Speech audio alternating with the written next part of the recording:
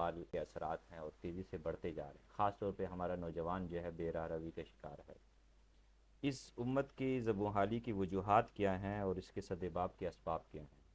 اللہ پاک نے بتا دیا تھا کہ تم اتنے کمزور ہو جاؤ گے کہ دنیا میں تمہاری ہوا ہی اکھڑ جائے گی، اور وجہ ایک ہی بتائی تھی کہ جب تم آپس میں جھگڑو گے۔ فریقین کے درد جھگڑا ہے، وہ کسی مفتی کے پاس جاتے ہیں اور مفتی کی بات جو ہے وہ جس کے حق میں فیصلہ ہوتا ہے وہ تو خوش ہے، ہاں لیکن جس کے خلاف فیصلہ ہو وہ نہیں مانتا، ہاں، تو امپلیمنٹ تو مفتی نہیں کرا نہیں سکتا۔ امپلیمنٹ کرا سکتا ہے۔ قانون میں اتنی وسعت ہے ہوں، کہ آپ کو یقین نہیں آئے گا۔ صحیح۔ السلام علیکم ورحمۃ اللہ وبرکاتہ۔ جناب ہمارے محترم سامعین اور ناظرین، ہم آج ایک بہت ہی محترم اور بہت ہی معزز شخصیت کے پاس آئے ہیں، اور ان کا تعارف یہ ہے کہ ماشاءاللہ 20 مختلف اضلاع میں مختلف پوسٹوں پہ رہے ہیں، سول جج، سیشن جج اور اینٹی کرپشن جج کے ماشاءاللہ، اور دینی افکار کے اعتبار سے ماشاءاللہ اللہ پاک نے ایک بہت بڑی فکر دی ہے ان کو، اور قوت فکر کی وجہ سے ماشاءاللہ یہ پورے اسلام آباد میں اور بلکہ پورے پنجاب کے اندر ماشاءاللہ ایک دینی محنت کا اللہ پاک نے ان کو ذریعہ بنایا۔ ہمارے پاس بھی وہاں ہاسٹل سٹی میں تشریف لاتے رہتے ہیں، اور ہماری جذبات کا، ہماری افکار کا، ہماری محنتوں کا ماشاءاللہ جو ہے وہ بڑھوتری کا اور ترقی کا ذریعہ بنتے ہیں۔ تو آج ان کے پاس ہم حاضر ہوئے ہیں، ان کی علوم سے، ان کی جو ہے علم سے جو ہے ہمیں کچھ فیضان مل جائے۔ تو السلام علیکم حضرت، کیا حال ہے؟ السلام خیریت سے علیکم ہیں؟ ورحمۃ صحت اللہ۔ ٹھیک ہے؟ آپ خوش ہیں؟ خیریت ہے اللہ کا فردوس صاحب؟ بہت کرام، الحمدللہ۔ بہت مہربانی حضرت، آپ نے وقت دیا۔ آپ کا شکریہ، مہربانی، اور آپ تشریف لائے۔ آمین آمین، جزاک اللہ۔ حضرت ہم آپ کے پاس حاضر ہوئے، اللہ پاک آپ کو عزت دے، اللہ خوش رکھے۔ ایک تو آپ نے کافی انتظار کیا ہمارا، کافی ٹھنڈ میں جو ہے آپ اتنی دور سے چل کر بھی آئے۔ نہیں، یہ انتظار بھی لذت بخش تھی۔ جزاک اللہ، جزاک اللہ، خوش رکھے آپ کو۔ اچھا حضور، اس وقت ہمارا ٹاپک یہ ہے، آپ ماشاءاللہ ایک بہت اچھی جو ہے ادارے میں رہے، اور ایک ایسے پوسٹ پہ جو انسانی اور ایک نوجوان کا خواب ہوا کرتا ہے کہ میں جج بن جاؤں اور میں ایک اچھے پوسٹ پہ جاؤں۔ آپ کے پاس ماشاءاللہ دینی علوم کا بھی ایک خزانہ ہے۔ اس وقت تو ہم آپ کے پاس حاضر ہوئے ہیں کہ دینی جو ہے نا ہماری زبوں حالی ہے، امت کے اندر زوال کے اثرات ہیں اور تیزی سے بڑھتے جا رہے ہیں، خاص طور پہ ہمارا نوجوان جو ہے بے راہ روی کا شکار ہے۔ اس امت کی زبوں حالی کی وجوہات کیا ہیں اور اس کے سدباب کے اسباب کیا ہیں؟ سب سے اعلیٰ ترین بات اللہ پاک کی ہے، خیر الکلام کلام اللہ، اور عملاً بھی یہی ہے۔ اللہ پاک نے بتا دیا تھا کہ تم اتنے کمزور ہو جاؤ گے کہ دنیا میں تمہاری ہوا ہی اکھڑ جائے گی، اور وجہ ایک ہی بتائی تھی کہ جب تم آپس میں جھگڑو گے۔ یہ اعلان الہی ہے، جی اور اس کی صداقت پر پوری تاریخ گواہ ہے۔ جی جو قوت ہے نا، وہ صرف اتحاد کا نام ہے۔ اتحاد کا دوسرا نام قوت ہے، اور کمزوری عدم اتفاق کا نام ہے۔ یہ ایک سادہ سی بات ہے صحیح۔ کہ مسلمانوں کا آپس میں اختلاف نہیں رہا، اس وقت وہ مخالفت کی شکل میں بدل گیا ہے۔ اختلاف تو صحابہ کرام میں بھی تھا۔ جی ہاں۔ حضرت علامہ ابن قیم نے اعلام الملکین میں لکھا ہے کہ سیدنا عمر اور حضرت عبداللہ ابن مسعود کے درمیان 100 مسائل پر اختلاف تھا، جی لیکن انہوں نے کبھی جھگڑا نہیں کیا، کبھی بھی جھگڑا نہیں کیا۔ ان کے اختلاف کے باوجود بھی ان کے اندر اس زمانے میں عروج تھا اسلام کا اور مسلمانوں کا۔ اس لیے کہ وہ یہ نہیں سمجھتے تھے کہ میں ہی ٹھیک ہوں، جی ہاں۔ وہ کہتے تھے میں بھی ٹھیک ہو سکتا ہوں، آپ بھی ٹھیک ہو سکتے ہیں۔ مثلا سیدنا عبداللہ ابن مسعود کی معروف بات ہے کہ سیدنا عثمان رضی اللہ تعالیٰ عنہ کے زمانے میں وہ حج پر تشریف لائے، اور ظہر کی نماز اور عصر کی نماز سیدنا عثمان رضی اللہ تعالیٰ نے 4 رکعتیں پڑھی۔ تو سیدنا عبداللہ ابن مسعود کو بتایا گیا کہ انہوں نے 4 رکعتیں پڑھی، تو انہوں نے کہا انا للہ و انا الیہ راجعون۔ اتنا ظلم! میں خود حضور کے ساتھ تھا، اور حضور نے 2 رکعتیں پڑھی تھی۔ سیدنا عثمان کا جواز یہ تھا کہ انہوں نے مکہ میں شادی کر لی تھی، اب ان کی مہاجرت ختم ہو گئی تھی، یعنی ان کا ایک گھر تھا، انہوں نے اس لیے 4 پڑھی تھی۔ حضرت کے ذہن میں یہی تھا کہ حضور یہاں 2 پڑھتے تھے، تو یہ انہوں نے تعصف کی اظہار کیا.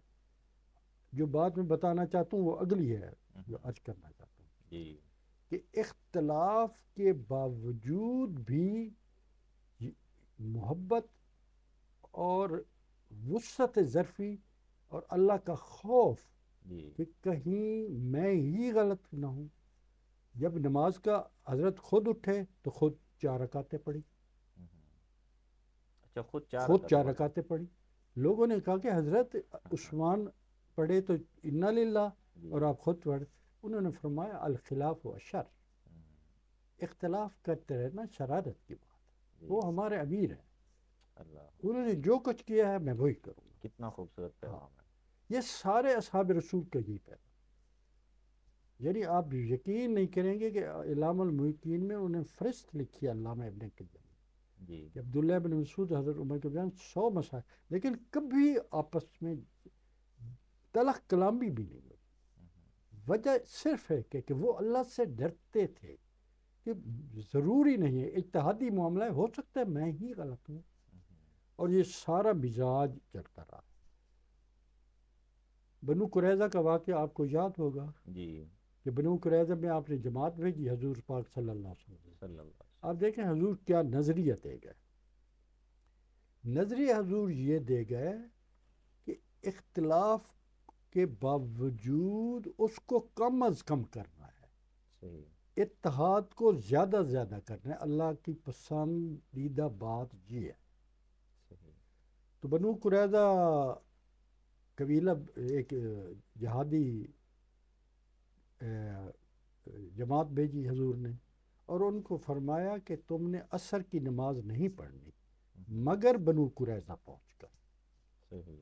مراد یہ تھی کہ تم نے عصر کی نماز بنو قریظہ پڑھنی. پہنچ کر پڑھنی ہے. ٹھیک ہے. عصر کی نماز قضا ہونے لگ گئی. ابھی بنو قریظہ کی بستی دور تھی، تو ایک گروہ نے کہا کہ ہمیں عصر کی نماز پڑھ لینی چاہیے. دوسرے نے کہا نہیں، حضور نے منع فرمایا تھا. تو پہلے گروہ نے کہا کہ حضور کا یہ مقصد نہیں تھا کہ نماز بھی قضا کر دینا، آپ کا مقصد تو یہ تھا کہ تیز رفتاری کرو. تم لفظوں پر نہ جاؤ، اس کی گہرائی میں دیکھو کہ مقصود کیا تھا. حضور کا صحیح. مقصود تھا کہ رفتار تیز کرو. جی ہاں. ہم رفتار تیز کرنے کے باوجود نہیں پہنچ سکے نہیں پہنچ تو پائے. نماز تو قضا نہ کی جائے. جی تو ہاں. انہوں نے نماز پڑھ لی، دوسرے گروہ نے نہیں پڑھی. انہوں نے نماز قضا کی اور بنو قریظہ جا کر پڑھی. اب دیکھیں حسن کتنا ہے. جی ہاں. اللہ کے پیغمبر صلی اللہ. لوگوں کو جوڑنے کے لیے آئے، توڑنے کے لیے نہیں آئے. جی ہاں. واپس آئے، حضور کو پورا قصہ سنایا، حضور خاموش رہے. اس کو فقہ کی زبان میں کہتے ہیں تقریر. جی. جب پیغمبر علیہ الصلوۃ والسلام کوئی بات دیکھیں، کوئی سنے اور اس پر خاموش ہو جائیں، کہ اس کا مقصد ہے کہ انہوں نے خاموشی سے سینکشن دے دی. جی ہاں. سینکشن یہ ملی کہ تم دونوں ٹھیک ہو. اب دیکھیں نا، یہ حضور ایک راستہ کھول گئے. جی ہاں.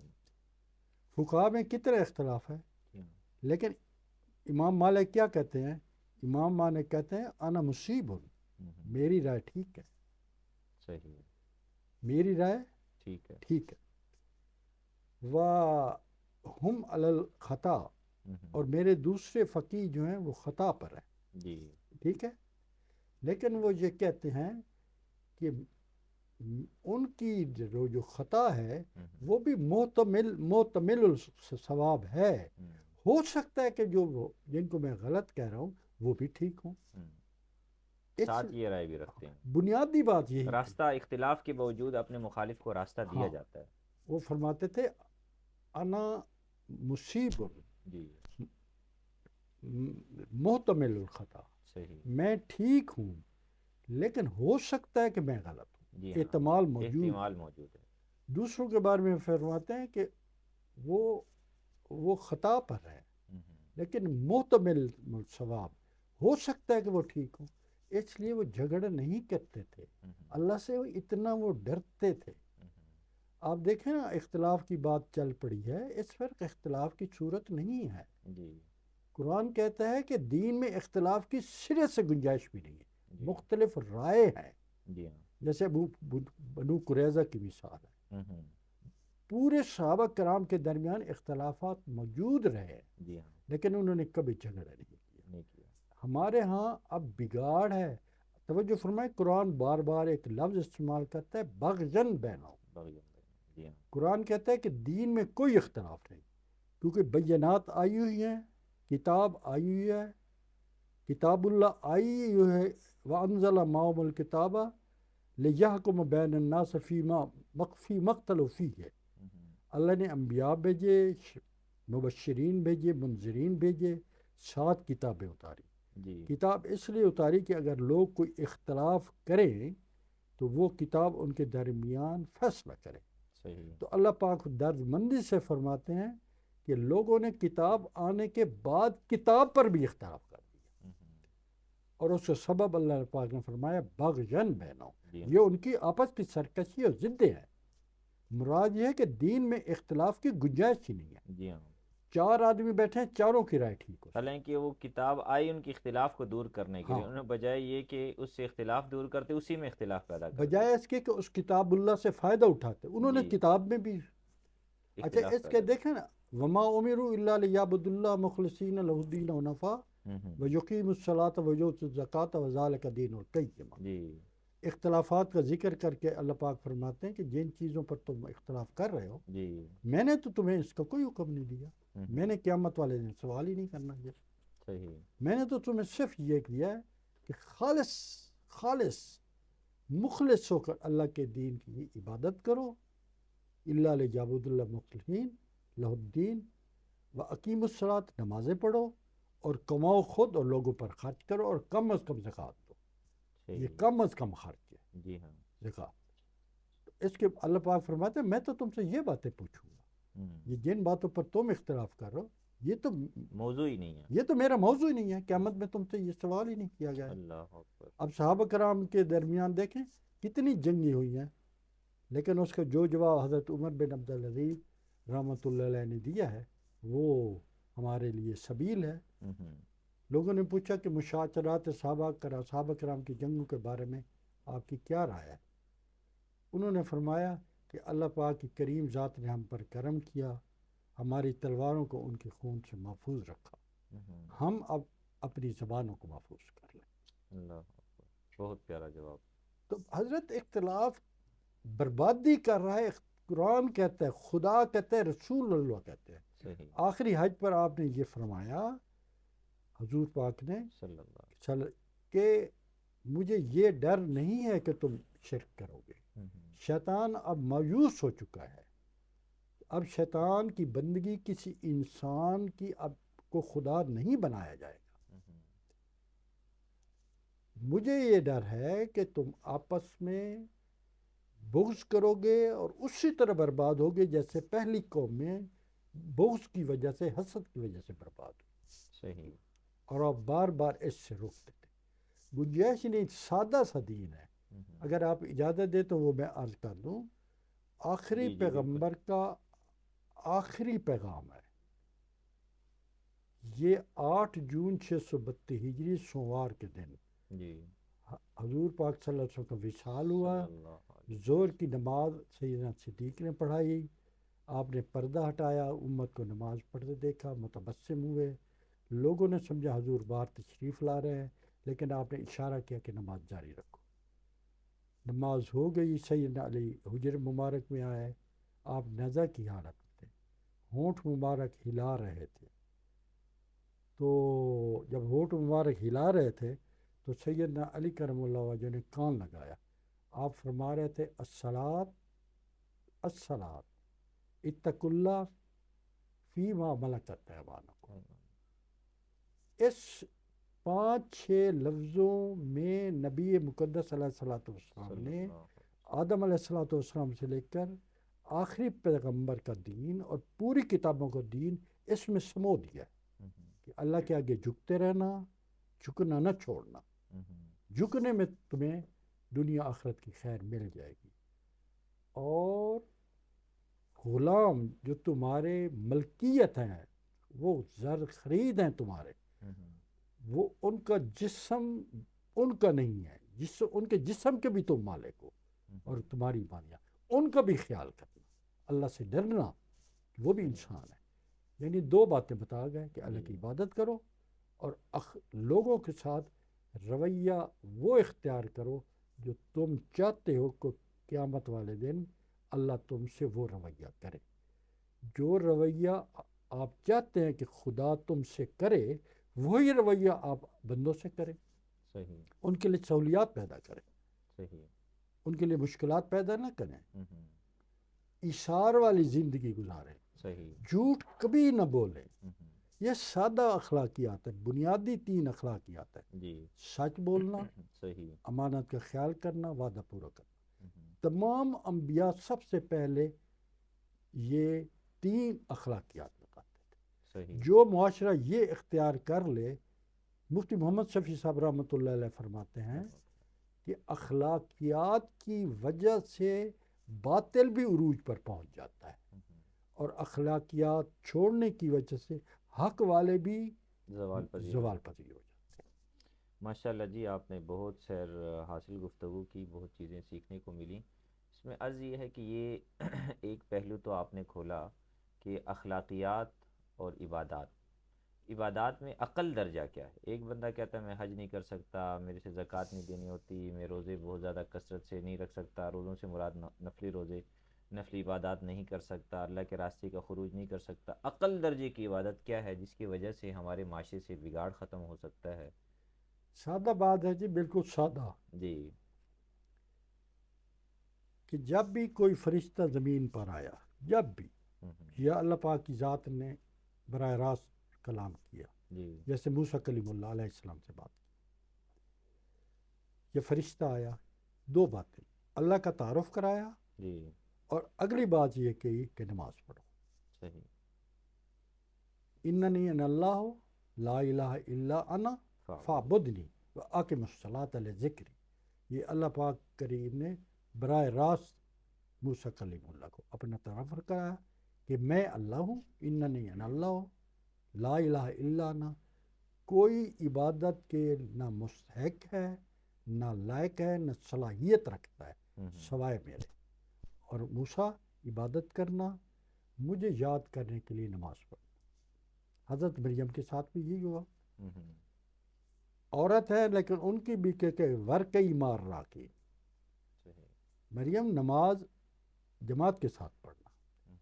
اب مسجد کا جو سٹیٹس ہے نا, وہ ہم مل جل کر کوشش کریں کہ مسجد کا سٹیٹس بحال کیا جائے. مسجد کمیونٹی سینٹر ہے, وہ صرف نماز کی جگہ نہیں ہے. جی ہاں وہاں ہم بیٹھیں, جی ایک دوسرے کا حال وال تقسیم کریں, سیکھیں سکھائیں اپنے معاملات.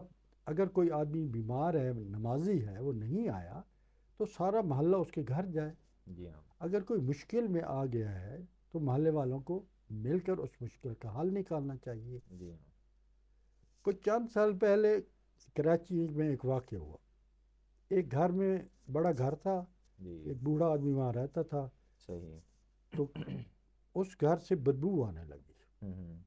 تو دروازہ توڑ کر دیکھا گیا کہ وہ بوڑھے آدمی کی لاش تھی اور گل چکی تھی. اب اس پر سوال ہوا کہ وہ بوڑھے آدمی اتنے دن سے مرا پڑا ہے اور کسی کو خبر کیوں نہیں ہوئی.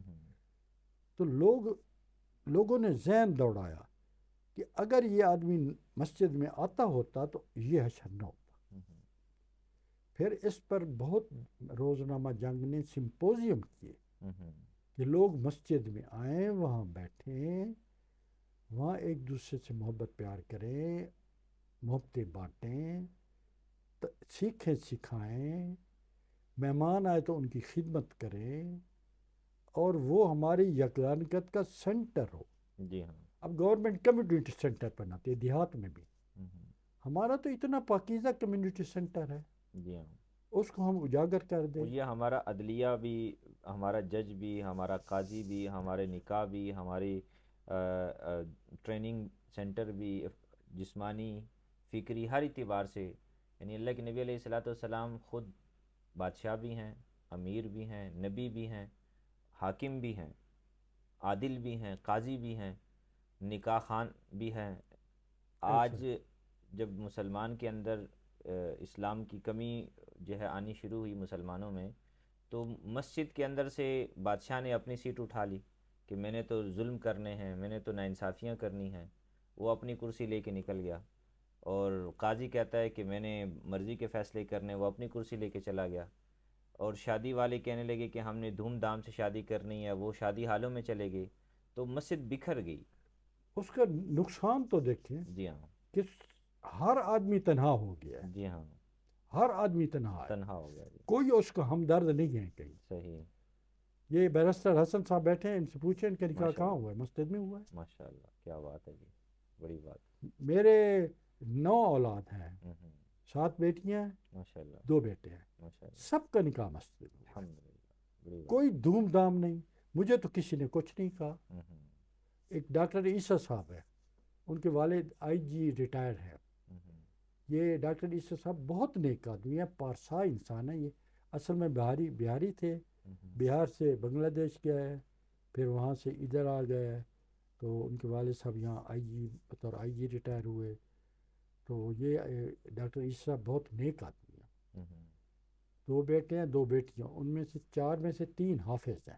صحیح، وہ فرماتے ہیں میری دونوں بیٹیاں شرعی پردہ کرتی ماشاء اللہ، ہیں۔ ہاں، بڑی بات۔ اچھا، انہوں نے بیٹی کا شادی کی، مسجد میں نکاح پڑھا، گھر گئے، صرف 2 4 5 رشتہ دار تھے، صرف قریب ترین والے رشتہ دار تھے، ہوں وہ ہوں، بیٹی کی رخصت کر، بہت اللہ اللہ سادگی خیر سے، صلی اللہ۔ کیا بات ہے، ماشاء اللہ۔ مسجد سے جڑا ہوا جو ہے نا، وہ ہم مسجد کا سٹیٹس بحال کریں۔ ہوں ہوں، اچھا، اب جج کی بات آپ کو بتاؤں، ہوں ہوں، مسجد میں ہر وقت جج موجود ہے، جی ہاں، مفتی ہمارا جج ہے۔ جج ہے، ایگزیکٹلی، اب یس میں سر۔ آپ کو اپنے تجربات بتاؤں، میں اپنی ملازمت کے دوران اور بطور جج بھی، جو کیسز میرے پاس ہوتے تھے وہ بھی، اور باہر ذاتی حیثیت میں بھی، میرے پاس اگر کوئی تنازع آیا ہے لوگوں جی، کا، گاؤں کا یا دوسرے لوگوں کا، میں ان کو کہتا ہوں کہ عدالتوں میں ہمارے پاس نہ ہو، ذلیل ہو جاؤ گے، ہوں ہوں، مفتی کے پاس چلے جاؤ۔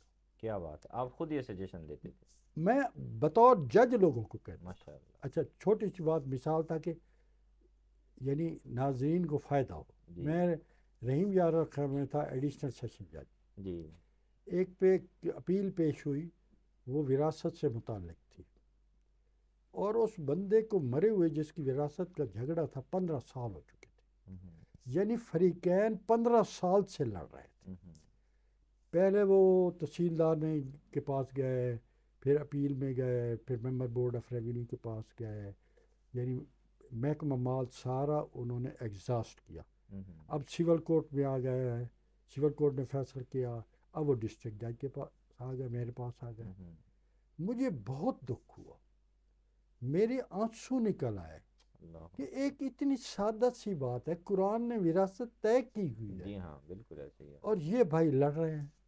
اور مجھے جو دکھ ہوا نا وہ یہ تھا کہ قریبی رشتہ دار ہیں، اس 15 سال میں تو کئی ہماری بیٹیوں کو طلاق ہو چکی ہوگی، جی ہاں، بالکل، کئی بیٹیاں گھر میں بیٹھے ان کے بالوں میں چاندی آ چکی ہوگی۔ جی ہاں، تو جو اپیل کنندہ تھا، میں نے اس سے کہا بھائی وہ سرائکی تھا، تو میں نے سرائکی میں بات کی، ہوں ہوں، تو میں نے اس سے کہا یار تجھے لڑدا ودیں 15 سالہ تو ہوں ہوں، تیں کہ مفتی کنے پوچھا ہے، تو نے کسی مفتی سے بھی پوچھا ہے؟ صحیح، کہتے جی مفتی کنے تو میں کہہ نہیں پوچھا، صحیح، وکیل کو پوچھتا ہوں، آدھن تیرا حق بند ہے۔ میں نے کہتے مفتی سے تو میں نے نہیں پوچھا، جی، وکیلوں سے پوچھتا ہوں، وہ کہتے ہیں تیرا حق ہے، حق بیٹھتا ہے۔ جی ہاں، اب فائل تو میں دیکھ چکا تھا کہ بھائی فارغ ہے، جی ہاں، لیکن اس کو میں بچانا چاہتا تھا کہ کوئی اللہ اس پر رحم کر دے۔ ہوں ہوں، اس کے گھر کی تو رضائیاں بھی بک چکی ہوں گی، اللہ اکبر،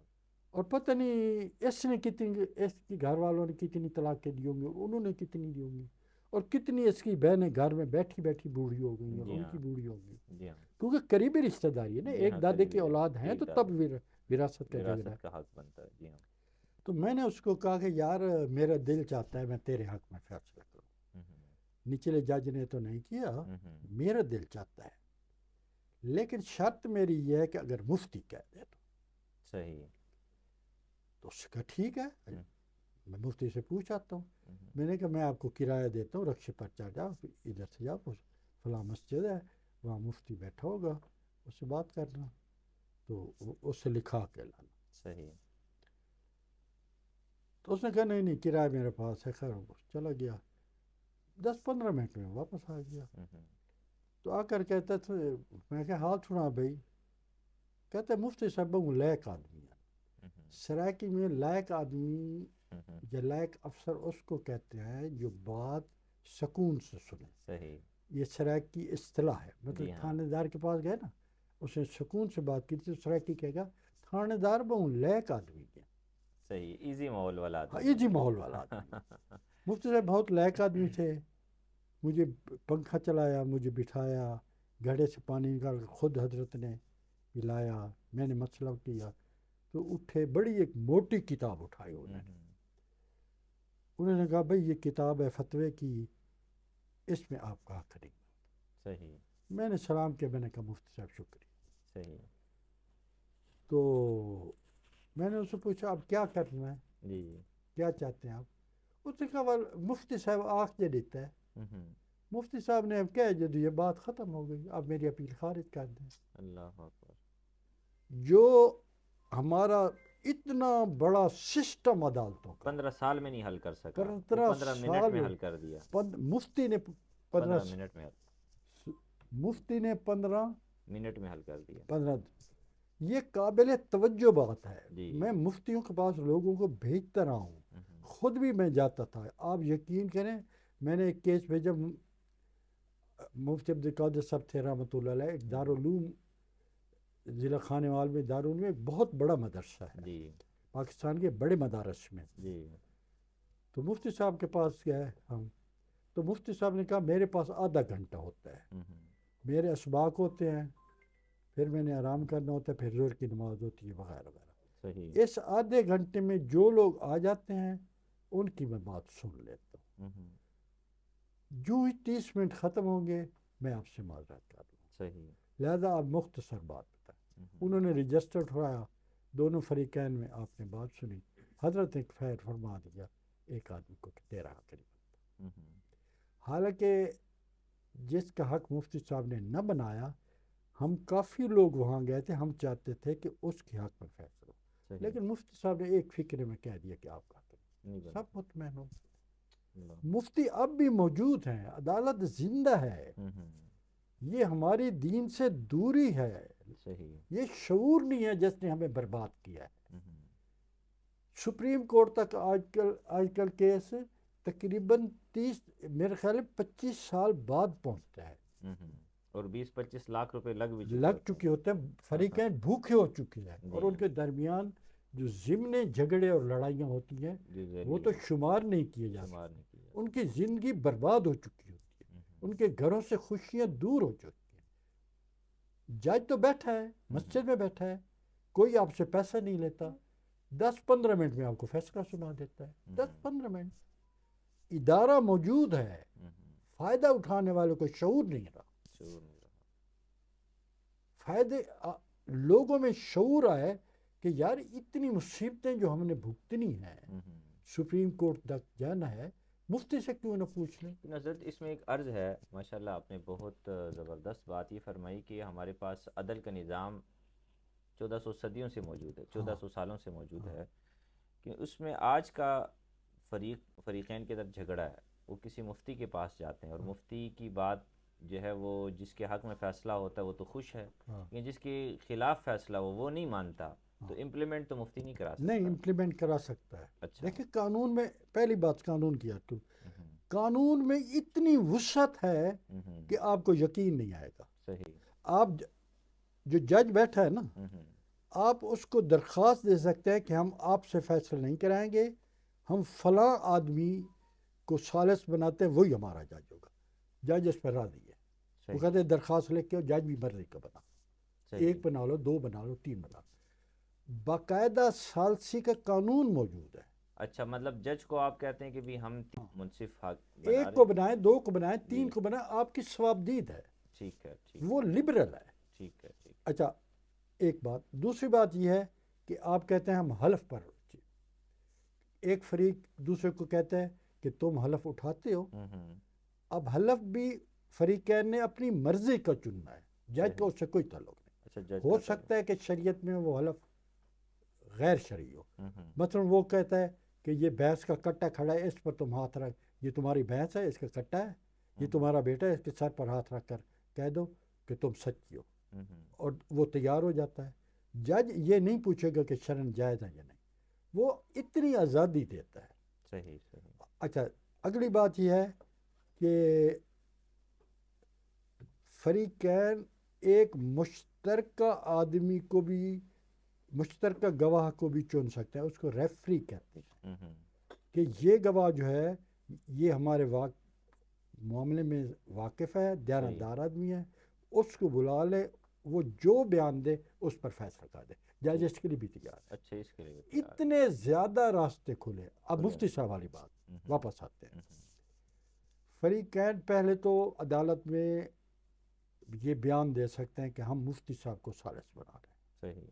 اب مفتی صاحب جو فیصلہ کریں گے وہ جج عین وہی فیصلہ کرے گا، وہ صحیح۔ کوئی ترمیم نہیں کرے گا، اچھا، کوئی ترمیم نہیں وہ کرے گا۔ بالکل نہیں زبردست۔ کرے یہ تو بہت اعلیٰ بات بتائی آپ کے، اور ہمارے ناظرین سامعین بھی اس کو سن رہے ہیں۔ انشاءاللہ اس پر مزید بھی ہم جو ہے آپ سے گفتگو کریں گے، ابھی کافی گا۔ بابا جو ہے نا۔ اتنا زیادہ میدان ہے کہ آپ حیران ہو جائیں گے۔ بنیادی بات پھر میں عرض کرتا ہوں کہ نبی علیہ الصلوۃ والسلام کی آخری پیغام کو ہم چمٹ جائیں جی کہ نمازیں پڑھیں، اللہ کے سامنے سجدے کریں، اللہ جی۔ کی رحمت برستی ہے نمازوں پر، صحیح صحیح۔ اور جو نماز نہیں پڑھتا اس کی زندگی سے خیر نکل جاتی ہے، جی ہاں۔ اور نمازی پر اتنی رحمت ہے کہ اس کی قبر بھی جنت بنتی ہے۔ سبحان اللہ۔ اچھا، سبحان اور دوسری بات ہے کہ انسانوں کا احترام، یہ اللہ پاک کو بہت زیادہ محبوب ہے۔ صحیح۔ اللہ پاک یہ بھی پسند نہیں کرتا، انسان تو اعلیٰ ترین عزت والی مخلوق ہے، وَلَقَدْ كَرَّمْنَا بَنِي آدم، ہم نے آدم کے بیٹے کو عزت دی ہے، عزت بخشی ہے۔ جی ہاں۔ بہت زیادہ عزت دی ہے، عزت دینے والے ہم ہیں، انسان تو بہت عزت والا ہے۔ صحیح۔ اب توجہ فرمائیں، اللہ پاک کو مخلوق کیسی پسند ہے؟ حضور نے فرمایا کہ ایک بکری زندہ کھڑی ہے تو اس کے سامنے دوسری بکری ذبح نہ کرو، زندہ بکری کو تکلیف ہوتی ہے۔ یعنی ہم صرف دو باتیں حضور کی آخری وصیت پر عمل کر لیں، سارے معاشرے کے اندر کا فساد ختم حضرت ہو جائے۔ اتنا امن آ سکتا ہے کہ ہم جنت اس کو بنا سکتے ہیں۔ سبحان اللہ۔ چلیں جی، اللہ پاک آپ کو عزت دے، اللہ خوش رکھے، اللہ آپ کو شاد رکھے، آباد رکھے۔ آپ نے ہمیں بہت اپنا قیمتی وقت بھی دیا، قیمتی ملفوظات سے بھی ہمیں نوازا۔ بہت ساری ایسی چیزیں تھیں جس کے بارے میں ناظرین کے کویشچن بھی تھے کہ بھی ہم عدالتی جو ہے نظام کے اندر کیسے اصلاحات لا سکتے ہیں، اور اس کے اندر بہت سارے ایسے راستے جو آپ نے بتائے۔ انشاءاللہ ناظرین کے سامنے بات آ گئی۔ انشاءاللہ نیکسٹ جو ہے ایپیسوڈ میں ہم اس پہ مفصل گفتگو کریں گے حضرت سے کہ ایک ایسا نظام جس کے اندر بہت ساری چیزیں ہمیں محسوس ہوتی ہیں کہ خرابیاں ہیں، ان خرابیوں سے بچا کیسے جائے، اور اس عدالتی نظام کے ذریعے سے ہم اپنے فیصلے کیسے کروائیں۔ آج تو چونکہ ہمارا موضوع تھا امت مسلمہ کی زبوں حالی اور اس کی بنیادی اسباب اور سدباب، ماشاءاللہ حضرت نے اس کے بارے میں فرمایا کہ ساری بات کی جو خلاصہ اور گفتگو ہے وہ یہ ہے کہ ہم اپنے نبی علیہ الصلوۃ والسلام کے آخری پیغام کو، آخری نبی کے آخری پیغام پر ہی ہم عمل کر لیں تو ہمارے سارے مسائل حل ہو جائیں، اور وہ یہ ہے کہ اللہ کے نبی علیہ الصلوۃ والسلام نے فرمایا الصلاۃ وما ملکت ایمانکم، کہ نماز پڑھو اور اپنے ماتحتوں سے اچھا سلوک کرو۔ اسی یوں کہیں کہ محتاطوں سے بھی، جی، ماتحتوں سے بھی اچھا سلوک غلاموں کیجیے۔ سے بھی، جی ہاں۔ معاشرے کا جو کمزور ترین جی ہاں۔ سیگمنٹ ہے جی ہاں، ان پہ اس بھی سے بھی اللہ سے ڈرنا۔ جی ہاں، ان کے بارے میں بھی اللہ سے ڈرنا۔ باقی تو لوگ ہیں نا، قوت والے ہیں یا غیر، لیکن وہ تو معاشرے کا کمزور ترین حصہ۔ کمزور ترین حصہ۔ تو اس لیے انشاءاللہ سب جو ہے ہمارے ناظرین اور ہم جو ہے اس کا عزم کرتے ہیں، ارادہ کرتے ہیں کہ انشاءاللہ ہم عبادات کے اندر بھی سستی سے بچیں گے، اور اپنے معاشرے کے اندر جو کمزور ترین طبقہ ہے اس کے ساتھ بھی نبوی اخلاق سے پیش آئیں گے۔ اسی کے ساتھ ہم اجازت چاہتے ہیں۔ السلام علیکم ورحمۃ اللہ وبرکاتہ۔